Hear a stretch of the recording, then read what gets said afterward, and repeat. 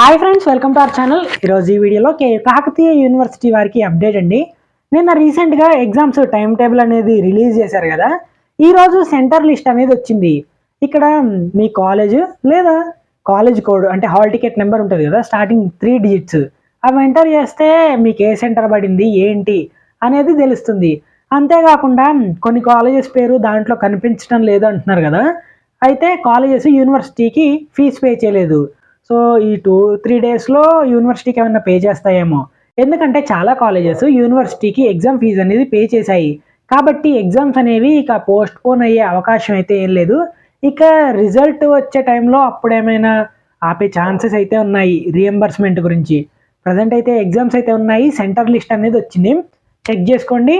అంతేకాకుండా మన WhatsApp group అనేది క్రియేట్ చేశాం కదా, దాంట్లో స్ట్రేంజర్స్తో చాటింగ్ ఎందుకు చేస్తున్నారండి? చాలామంది అమ్మాయిలు కూడా జాయిన్ అవుతున్నారు. నేను స్టడీ పర్పస్ కోసమే ఈ గ్రూప్ అనేది క్రియేట్ చేశాను. సో మీరు అలా అబ్బాయిలు చాలామంది మెసేజ్ చేస్తున్నారంట. సో కొంచెం జాగ్రత్తగా ఆలోచించండి. అలా చేయడం కరెక్ట్ కాదు. స్ట్రేంజర్స్తో చాటింగ్ ఎందుకండి, మీకు అవసరమా? సో జాగ్రత్త.